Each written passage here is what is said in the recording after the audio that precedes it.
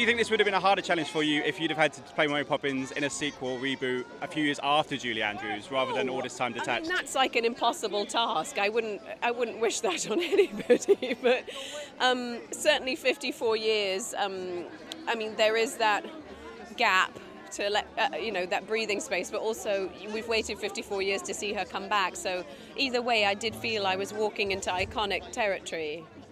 Did you, in terms of the character itself, did you try and detach yourself? Because I can imagine you've watched the movie many, many times. In terms of, was it difficult to detach yourself from the original Mary? I actually decided not to watch the original again right before I played her. So I had obviously seen it as a child, but decided not to dive into it while prepping my version of her.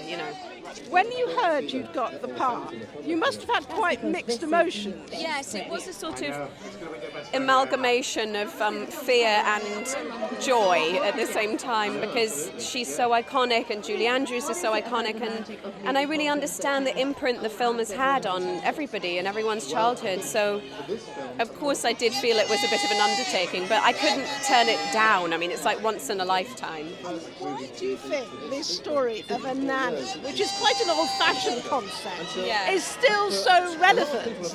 Well, I just think she's a woman who can get things done. She comes in and heals and fixes everything and brings order to chaos. And I think in a way, because she is so magical and yet so mysterious, I think it keeps people leaning in and wanting to know more. Like, where does she go? Like, who is she really? We're going through very troubled times. Yeah. How appropriate is it that it should be released now? Very appropriate. I mean, I think that was Rob's aim, was to make a film that had relevance for the world we're in today, where we need that injection of joy and hope in our hearts and souls, really. Why do you think it's important that we have stories like Mary Poppins in our culture? In every single life, there is a setback. There are things that stop you from thinking that there's hope and an optimistic outlook. And into that fray walks human imagination and the capacity for joy. Children understand this more than anyone, and they take their ability to pretend to transcend their circumstances. And sometimes play and fun invents reality, and it makes the world better. This film is pure joy. Yes. But why did you want to be part of it? What did it mean? Oh well, I would do anything with Rob Marshall. I mean, he's such an imaginative director and so kind that the process itself is invigorating, challenging because he asks a lot, but he also it's also just plain fun, and everybody wants to sign up for fun. Oh, well, I adore her, and she is magic in this film. Magic. There's nobody else that could have done it. You're a singer, you're a dancer. What's the hardest challenge? This accent? Was that the hardest bit of this film? Oh, that was easy. It was the bicycle. Riding an old bicycle with a ladder on one side on your cobblestone streets is not easy, while singing and, stealing apples and throwing them at orphans and all the other stuff I have to do in this movie.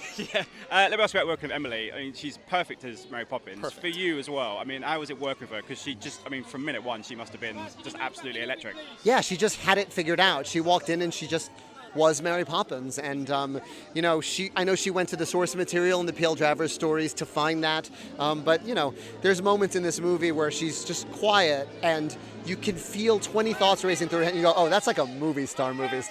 I'm thrilled with her 2 nominations for the SAG Awards today. Absolutely, yeah. And as a performer yourself, was it good to have someone like Rob Marshall, who's a director but also been in the theatre and everything else, and was it good collaboration that Yeah, way? I'm here because of Rob Marshall. I think he's one of the greatest directors of movie musicals we have. I put him up there with Stanley Donen and Vincent Minnelli and the directors of Singin' in the Rain and, The Bandwagon. So he's the reason I said yes.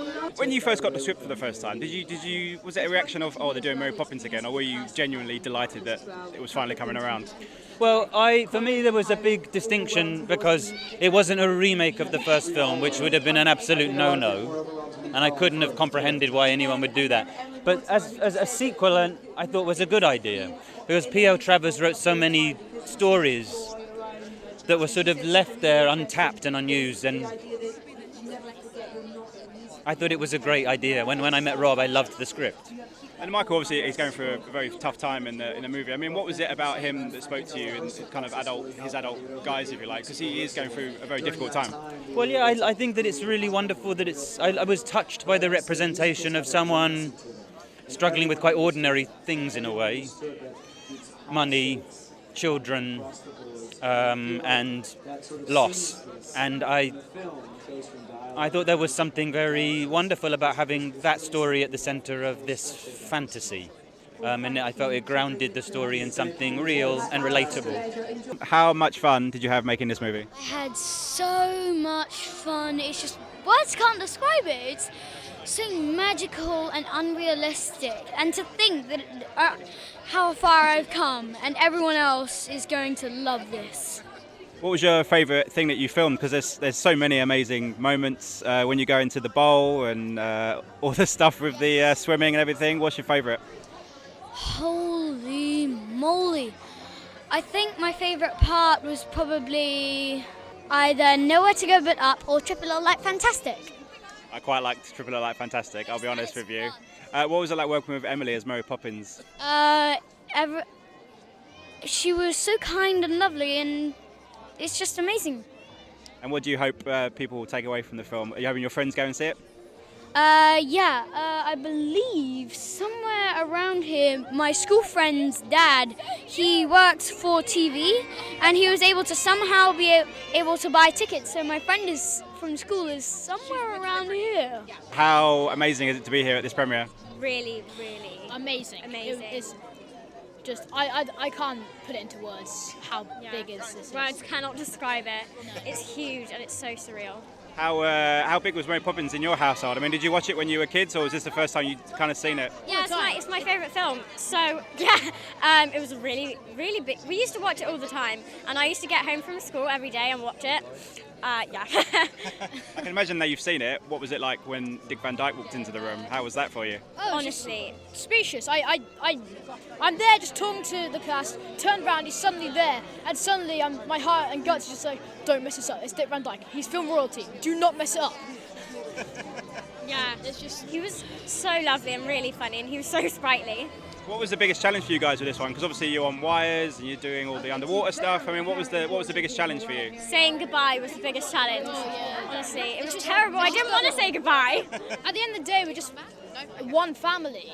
At the end, it's really hard to say goodbye at the end. Just finally, a quick word on Emily. I mean, obviously you watched the original Mary Poppins. How did she measure up to Julie Andrews? She does a pretty amazing job, doesn't she? Perfect nanny. Perfect Mary Poppins. Practically perfect in every way. There you go. How daunting was this when you first got the call to say, hey David, got a job for you? I think if I had known how big this would have become and how tremendous it would have turned out, I would have been even more daunted. But at the time, it was just 5 people sitting around in a room talking about the possibility of this happening. Rob Marshall, who's a genius at making musicals, and producer John DeLuca, and Mark and Scott, the composer and lyricist. And it felt safe because they do musicals like no one else. And I just had to focus on that story, so that's what I do.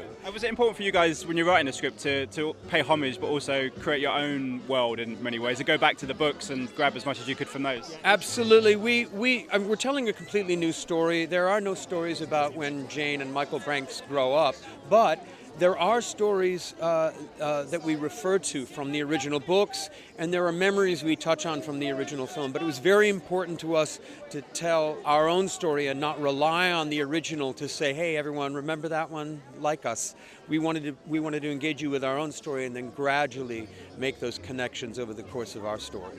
When you began the process, had Rob already said to you, it's going to be Emily Blunt, or was it a case of it was a little bit after that? No, it was very early on that we were talking about it. I mean, I certainly didn't ask who he had in mind for these things, because when you're writing, usually you don't get who you expect. In this case, Rob got his every first choice for every role, and so it was an amazing coup in a sense. And it started with Emily, and then when you've got Emily, Lin-Manuel wants to do it, and suddenly you have Meryl Streep and Colin Firth and Ben Whishaw and Emily Mortimer, and the list goes on, and it was an amazing was just amazing to watch it all unfold.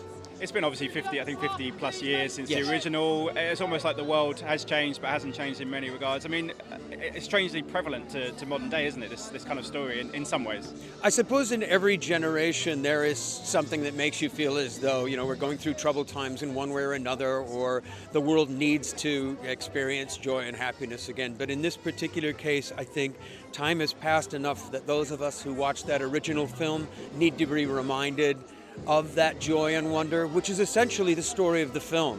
And so that's why I think it appeals so much to both grown-ups and to kids. Absolutely. Ladies and gentlemen, you're watching Hey You Guys! Hey You Guys, huh? Hey You Guys. Is that from the Goonies? It is indeed, yes. Nice. Hey